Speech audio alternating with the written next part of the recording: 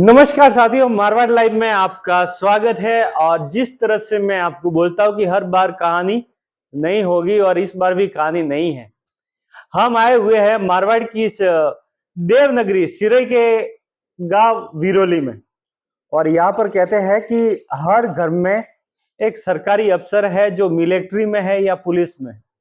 इसी बीच हम कहानी लेकर आ रहे हैं कि उनकी लगभग 5 पीढ़ियों से परिवार मिलिट्री में है। और इसी बीच जो जालम सिंह जी हमारे साथ विराजमान है, जिन्होंने 1971 की लड़ाई लड़ी और उसमें सेवा अर्पण की। आइए चलते हैं, उनसे बात करते हैं। नमस्कार जालम सिंह जी, 1971 की कौन सी बात आपको याद है? ढाका पे जी जब कब्जा हुआ जी। उस समय मैं अगरतला में था। वहां तक पता, मेरे साथ में मेरे साथी थे, एक कैप्टन वहां शहीद हुआ। आप मतलब टैंक में थे?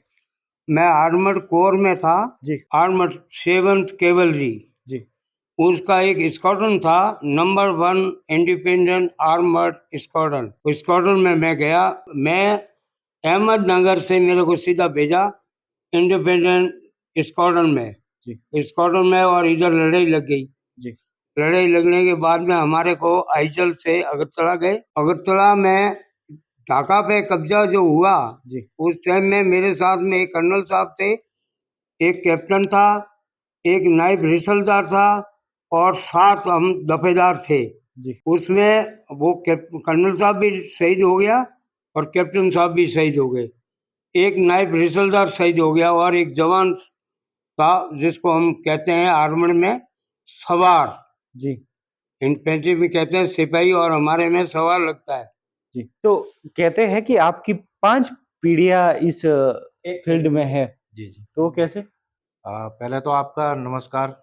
जी आप यहाँ तक आए हैं जी हमारे गांव में। एक्चुअली ये सिरोही जिले के विरोली गांव को आर्मी का गांव ही कहते हैं। जी मतलब कि इस गांव की 4 से 5 पीढ़ियों ने हर युद्ध में भाग लिया है और इस सिरोही जिले का नाम रोशन किया हमेशा से ही। जी क्योंकि मेरे फादर साहब 1971 की लड़ाई लड़के आए। जी मेरे अंकल थे जो अभी देवलोक हो गए, श्री पन्ने सिंह जी। जी उन्होंने श्रीलंका में शांति सेना में भी अपना योगदान दिया और करगिल युद्ध में भी थे। और इस गांव के बहुत सारे महान लोग हैं जो अभी विराजमान भी हैं और बहुत से चले भी गए, जिन्होंने समय-समय पर अनेकों युद्धों में इस सिरोही प्रांत को, इस गांव को गौरवान्वित किया है। और हम जब पढ़ते थे बचपन से ही हमारा भी यही सपना था कि जो हमारे पूर्वज, हमारे बुजुर्ग करते हैं, हमें भी इस राह पे चलना है। जी और मैं खुद भी आर्मी से 17 साल की सर्विस करके अभी मैंने 2021 में रिटायरमेंट लिया कोविड में। जी तो मेरा खुद का भी अनुभव यही था कि जब हम पढ़ते थे, मतलब जब मैं नाबालिग था, 17 इयर्स की एज में मैंने आर्मी जॉइन कर ली थी। मैं राजपूताना राइफल्स में था, जो कि वर्ल्ड का सबसे ओल्डेस्ट ग्रुप है। जी राजपूताना राइफल्स है, दिल्ली हमारा सेंटर है। और करगिल युद्ध में भी हमारी बटालियन थी, 2nd राजपूताना राइफल, जिसने कि सबसे पहले तोलोलिंग पे कब्जा किया था। और ब्रिटिश काल से लेके अभी तक हर युद्ध में राजपूताना राइफल्स का योगदान रहा है। और शायद कोई ऐसा इंसान नहीं होगा जो राजपूताना राइफल्स के बारे में नहीं जानता है। तो मेरे दादाजी थे, उन्होंने भी 2-3 लड़ाइयाँ लड़ी है। ब्रिटिश काल में थे, बड़ौदा रिशाला में थे, वो खुद कैवलरी के थे जी और पोलो के अच्छे प्लेयर भी थे उस समय में। जी वैसे ही इस गाँव के बहुत सारे महानुभाव थे जो रहे हुए। मैंने खुद भी सिरोही जिले के यंग लड़कों को काफ़ी मोटिवेट किया है। और आपके चैनल के माध्यम से भी मैं ये कहना चाहता हूँ कि जिस किसी भी भाई को पर्सनली मुझे काफ़ी लोग जानते हैं, नहीं भी जानते तो कोई भी इस गाँव के हर युवा, हर बुजुर्ग आदमी हमेशा से मदद करते आए हैं युवाओं की। जिनको भी आर्मी में या फोर्सेस में जाने के जो इच्छुक है, हम उनकी मदद करते हैं, निःशुल्क करते हैं। हमारे से जो भी सहायता होती है उनको देते हैं और उनको मोटिव करते हैं। आपको भी सम्मानित किया गया था चंदन सिंह जी? जी, मुझे भी 2 कम्युनिकेशन कार्ड मिले हैं। मैंने 2005 में आरडी परेड की थी। उस समय मैं अंडर एज में था, अंडर 18 इयर्स में था मैं।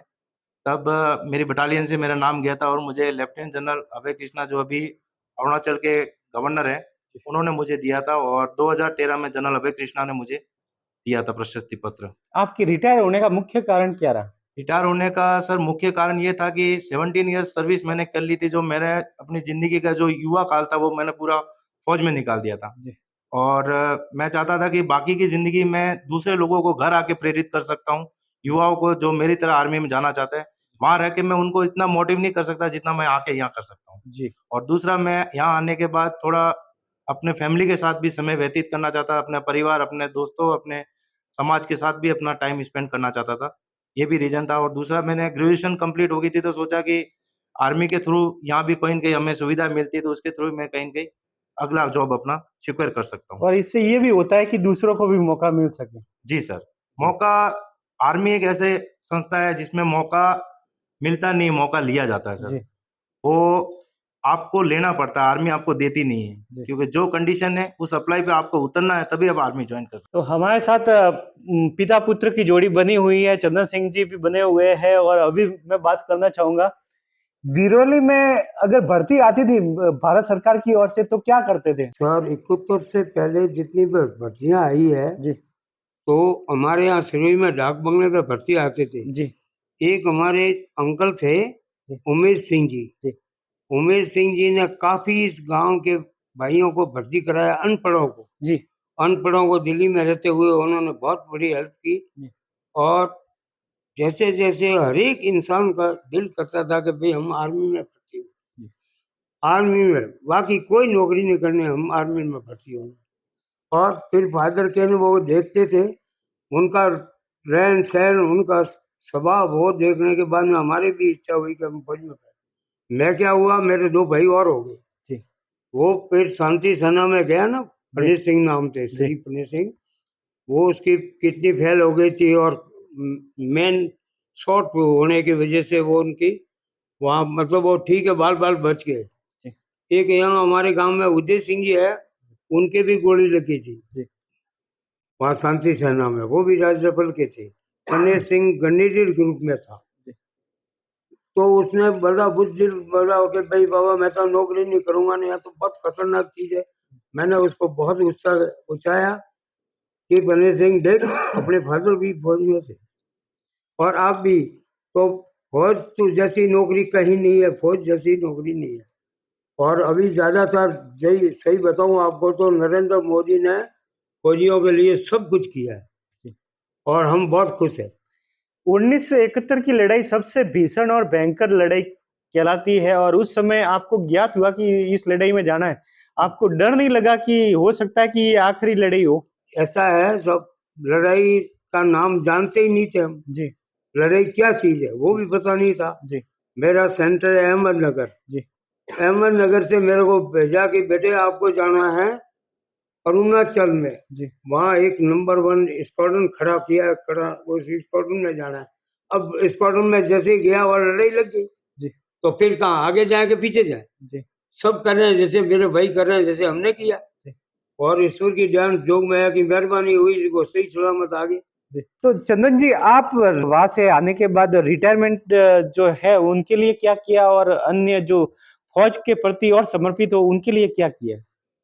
सर मैं यहाँ आने के बाद छोटे-बड़े इवेंट करवाता रहता हूँ जी, और स्कूलों में भी बच्चों को जहाँ भी मेरी ज़रूरत होती है, मैं उनको मोटिव करता रहता हूँ। और रिटायरमेंट तो जो आ चुके हैं वो एक्चुअली मेरे से ज़्यादा नॉलेजेबल है। जी, मैं तो उनके लिए क्या कर सकता हूँ जो मेरे से पहले आ चुके हैं, सीनियर्स हैं और इस गाँव में भी बड़े बहादुर लोग हैं। मतलब उनका अनुसरण करें तो इतनी 35 साल, 34 साल उन्होंने सेवाएँ दी है, सेना में मतलब जवानी से लेके अपना बुज़ुर्ग तक का एरिया उन्होंने पूरा अपनी ज़िंदगी का वहीं पे बिताया है। सेना एक अच्छा विकल्प है, इसलिए है कि आप किसी और संस्था में जाते हो उससे पहले एक बार आपको सेना का विकल्प हमेशा पहला ऑप्शन रखना चाहिए। जिससे कि ये है कि आप जब भी रिटायरमेंट आओ आपके लिए सेकंड ऑप्शन हमेशा खुला रहता है। सेना आपको काफ़ी सारी फैसिलिटीज़ देती है, आपके बच्चों के लिए, आपकी मेडिकल फैसिलिटीज़, आपको कैंटीन स्टोर की फैसिलिटीज़, आने-जाने की फैसिलिटीज़, बहुत सारी फैसिलिटी ऐसी है जो कि सिविल में नहीं लोग दे पाते, जो कि सेना हमें देती है। आप सिविल में जॉब करोगे तो आपकी वो 8 हॉर्स की ड्यूटी है, आपको आना है और सबसे बड़ी बात है कि देखो ड्यूटी ड्यूटी होती है बट एक मान-सम्मान जो सेना में मिलता है, वो शायद किसी संस्था में नहीं मिलता। मोदी जी ने एक योजना निकाली है अग्निवीर योजना, जी, ये जी। कैसे मतलब? सर अग्निवीर योजना के 2 पहलू हैं, अच्छी भी है और बुरी भी है, लेकिन इसको अगर सही समझे हम तो ये बहुत अच्छी है। जी, इसलिए है कि 4 साल के सेवा के दौरान एक आपके अंदर एक जज़्बा होता है कि मुझे सेना में जाना है। जी, लेकिन 3 या 4 साल के बाद आपका माइंड डाइवर्ट हो जाता है। जी, किसी की घरेलू कंडीशन की वज़ह से हो जाता है कि यार मैं मेरे मदर-फादर का इकलौता हूँ, शायद मैं इतने दूर रहूँगा कैसे? वो परेशान हो रहे होंगे। तो 4 साल के बाद एक मौका मिलता है आपको कि सेकंड ऑप्शन चूज़ करने का, जी, कि आप या तो आर्मी में रहो या आप सिविल में जाके, और उसके लिए भी आपको बेनिफिट्स मिल रहे हैं। सेना आपको कोटा दे रही है दूसरी जॉब्स के लिए, तो आप उस जॉब का यूज कर सकते हो। और रही बात ये है कि आप आगे सेना में जो 25% बोल रहे हो जो रहने का, तो वो एक एक्चुअली क्रीम रहती है। जो बेस्ट है आपका वो रहेगा, और सोल्जर हमेशा बेस्ट ही चाहिए सर। तो कैसा फील होता है कि आपके पिताजी 1971 की लड़ाई लड़के आए और आपकी 5 पीढ़ियां फौज में हैं, तो कैसा अनुभव करते हो? सर ये हमारे लिए तो बहुत ही गर्व की बात है जी। कि हम इस परिवार से, इस गांव से ताल्लुक रखते हैं, कि जहाँ इस सिरोही जिले में नहीं, हम और भी कहीं जाते तो हमें बहुत एक लोग सम्मानजनक स्थिति से देखते हैं जी। कि आप विरोली के हो, अरे वाह यार आपके गांव में तो फौजी बहुत है, आप मैं हम भी फौजी। और इतनी सारी पीढ़ियां जब रही है तो सर एक अनुभव तो होता ही है आपको, एक आपके आत्मा को बहुत शांति मिलती है कि यार हम उस खानदान से बिलोंग करते हैं जिन्होंने कि हमेशा से जंग में ही साथ दिया है, और इस देश के लिए कहीं न कहीं कुछ किया है, तो एक अलग ही फ़ील होता है उसका। एक कहते हैं झेक और चेक। अभी आपके पिताजी 1971 की लड़ाई लड़े, तो आपको इतनी मेहनत करनी पड़ी नौकरी पाने के लिए? जी सर, सेना में कोई जैक, कोई चेक नहीं है। जी। आपको सेना की क कंडीशन है वो ग्राउंड पे होती है, जी। और ग्राउंड पे आपको 1600 मीटर दौड़ना है तो वो दौड़ना ही है, उसमें आप चेक लगा ही नहीं सकते। जी। क्यों, आप 200 आदमी दौड़ रहे हो जी। और आपको रस्सियाँ बंधी हुई 1600 मीटर की, आपको 5 मिनट 50 सेकंड में खत्म करनी तो करनी है, तभी आप आगे क्वालीफाई हो पाए। फिर मेडिकल होगा तो मेडिकल में 100% फिट चाहिए। अगर आपकी मेरी अंगुली टूटी हुई, मैं फौज में चेक करके जाऊँगा तो मैं राइफल कैसे चलाऊँगा? जी, जी, सवाल, अगर मेरी 6x6 आँख नहीं है तो मैं दुश्मन को कैसे देख पाऊँगा वहाँ पे? जी। तो उसमें कोई चल ही नहीं सकता। उसमें तो बिल्कुल है कि वो लोहे का चना चाहिए वहाँ तो फौज में तो। जो ग्राउंड का हीरो वही चलेगा वहाँ तो। आपकी पोस्टिंग कहाँ पर थी? सर मेरी पोस्टिंग मोस्टली सियाचिन रही हुई है। मैं सियाचिन में एक बार रहा हुआ हूँ, जी। 2014 में। जेएनके में एक बार रहा हुआ हूँ, दिल्ली में रहा हुआ हूँ, और ज़्यादातर मेरी पोस्टिंग रही हुई अरुणाचल प्रदेश में रही है, चाइना बॉर्डर पे। जी। मेरी फर्स्ट पोस्टिंग भी वहीं थी और लास्ट में मैंने रिटायरमेंट भी वहीं से लिया जब ये चाइना का थोड़ा अपना विवाद चल रहा था अभी 2021। तो पिता पुत्र की जोड़ी हमारे साथ थी और बहुत गर्व है हमें इनके साथ जुड़ने का, इनके बारे में पता करने का, और हम निरंतर बने हुए हैं ऐसे रियल हीरो की कहानी हम बार-बार लेकर आएंगे। अगर आपके आस-पास भी ऐसी कहानियां हैं तो हमें जरूर बताएं, उनके जीवन से हम रूबरू होंगे और मारवाड़ की इस पुण्य धरा के अनमोल नगीनों से हम मिलते रहेंगे। मेरे साथ डीओपी के रूप में राहुल थिंगोर और मैं आपका एंकर दिनसा मारवाड़ी फिर मिलेंगे नई कहानी के साथ। तब तक के लिए गुड बाय।